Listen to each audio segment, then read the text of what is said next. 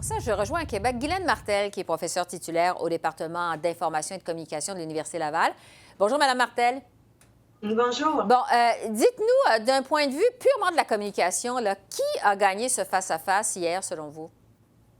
Ben, je dirais que c'est Pierre Bruno, avec sa première question qui a donné le ton à tout l'ensemble du débat. D'où l'importance de choisir les sujets avec lesquels on démarre. La première question a clairement déstabilisé Andrew Scheer, puis apparemment, il n'a jamais été capable de reprendre pied. Évidemment, ses adversaires s'en sont aperçus et d'où le tir groupé contre Andrew Scheer. Oui, donc, première question sur l'avortement qui a déstabilisé M. Scheer. Il faut dire que, bon, vous nous dites que le gagnant du débat, finalement, c'était l'animateur, Pierre Bruno. Ces questions étaient brèves, étaient directes. Ça a été un atout, selon vous, dans ce débat, au point de vue de la communication? Sans aucun doute, d'abord, elles étaient mordantes, ces questions. Elles étaient vraiment clairement formulées, pas de préambule, rien. Je pense que c'est ce que les électeurs voulaient entendre. Bon. Vous nous dites que ce débat, d'un point de vue de la communication, n'a pas fait de gagnant, sauf l'animateur. Est-ce qu'il a fait un perdant, par contre? Je pense qu'Andrew Scheer a vraiment subi le pire de ce débat, d'abord en raison de cette première question. Puis on se serait attendu à ce qu'il essaie de se démarquer de Stephen Harper. Puis au contraire, on dirait qu'il a exactement suivi la même stratégie, hein? Pas répondre clairement aux questions, puis c'est pas parce qu'ils ont manqué d'insistance là-dessus.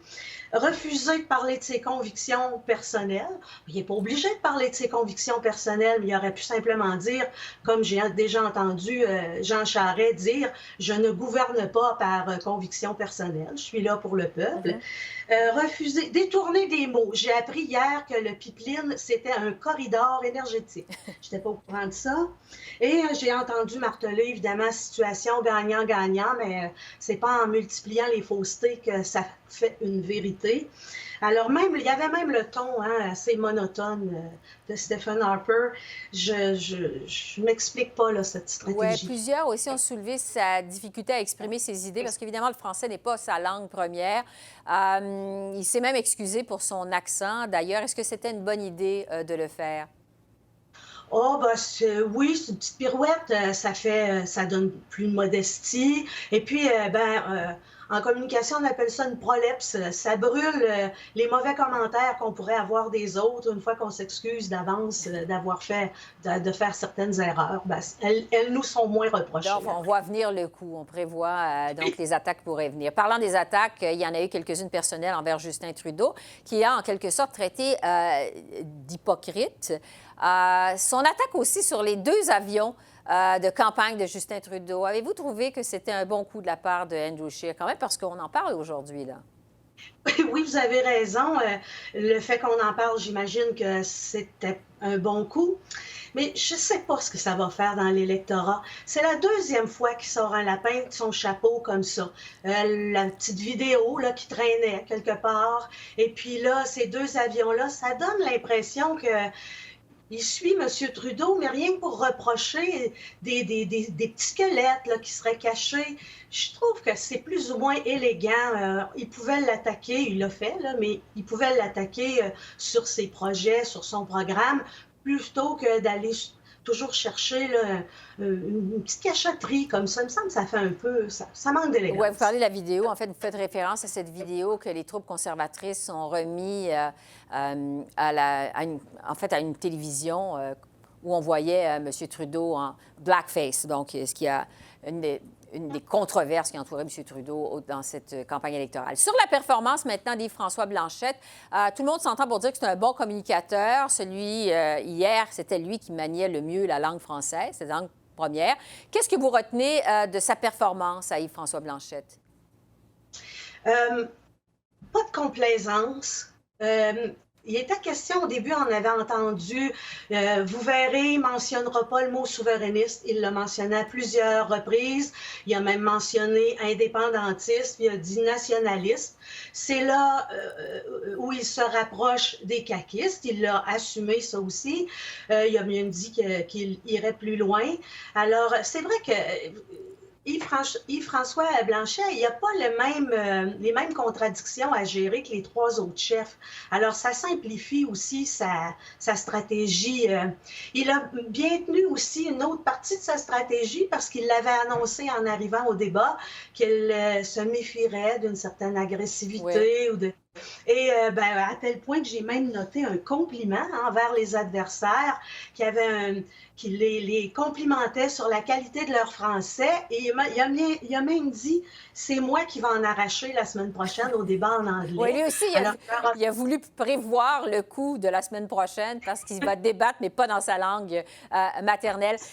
Il y a plusieurs personnes qui ont parlé du ton professoral d'Yves-François Blanchet. Est-ce que ça peut irriter le téléspectateur, ça? À la longue, c'est vrai que c'est comme un ton un peu ironique. Puis c'est vrai que ça peut être un peu agaçant, mais il me semble que c'était pas non plus exagéré, là. Ouais. Il a très bien expliqué des choses complexes aussi. Donc, d'où son ton professoral, effectivement. Il était beaucoup en mode explicatif hier. Jagmeet Singh, maintenant, on avait dit qu'il avait gagné le débat anglais à Toronto au tout début de la campagne électorale. Qu'est-ce que vous pensez de sa performance d'hier en français? J'ai trouvé que c'était laborieux, surtout avec la fatigue. On comprend bien là, qu'avec la fatigue, à la fin, c'était très, très laborieux.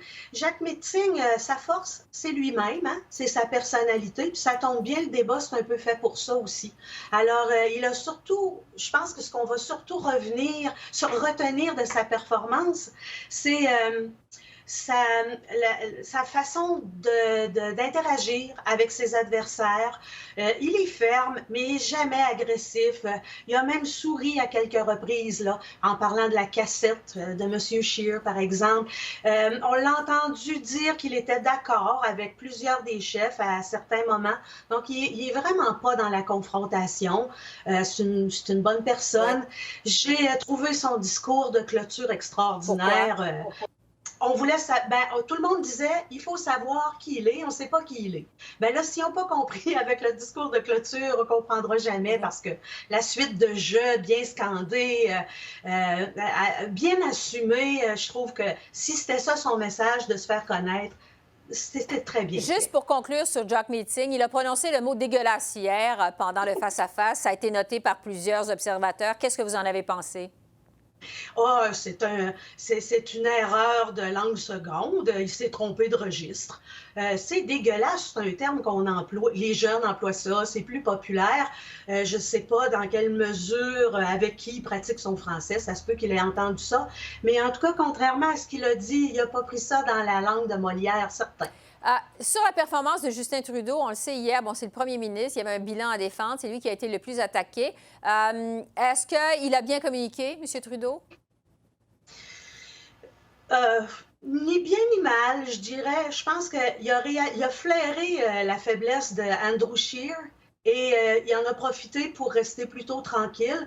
Moi, je pense que le meilleur allié de Justin Trudeau à ce moment-ci, c'est le statu quo. Alors, pendant qu'il y a le tir groupé sur Andrew Scheer, lui-même reste calme, donc il ne peut pas ni perdre ni gagner, il reste égal à lui-même. On serait attendu à plus d'enthousiasme, surtout avec la partie de boxe qu'il nous avait donné à voir le matin, mais moi je trouvais que c'était plutôt tranquille. J'aurais aimé un petit peu plus de passion. Il s'est réveillé dans les questions sur la politique internationale. C'est intéressant, ça. Je pense que ça lui tient particulièrement à cœur. Donc, il était davantage communicatif, il communiquait davantage de passion sur les questions de politique internationale. J'ai cru remarquer, oui. Bon. On s'achemine vers les débats des consortiums de télédiffuseurs, du consortium des télédiffuseurs, c'est la semaine prochaine. Ça va être 2 débats, un en anglais et un en français, à 6, ça inclut Elisabeth May et Maxime Bernier.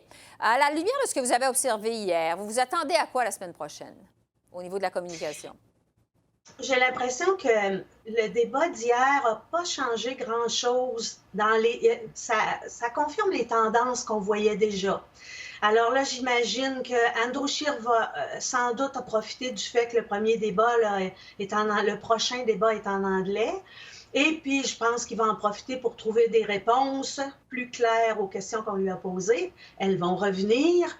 Là, c'est peut-être Yves-François Blanchet qui sera moins sur son territoire, mais il a aussi moins à perdre au Canada anglais. J'espère il faudrait que Justin Trudeau témoigne d'un peu plus de passion, d'enthousiasme, d'émotion. D'habitude, il est capable de faire ça. Et je suppose, Jack Meeting, il a tout intérêt à faire la même performance qu'il a fait hier. Pour les deux autres, Mme May, j'avoue, il faudrait vraiment qu'elle essaie de prendre sa place aussi bien que Jack Meeting l'a prise. Et je pense que Maxime Bernier pourrait faire le trouble-fête. Alors, ça va être à suivre la semaine prochaine. Guylaine Martel, professeure titulaire au département d'information et de communication de l'Université Laval. Merci beaucoup. Ça me fait plaisir. Bonne fin de journée. Au revoir.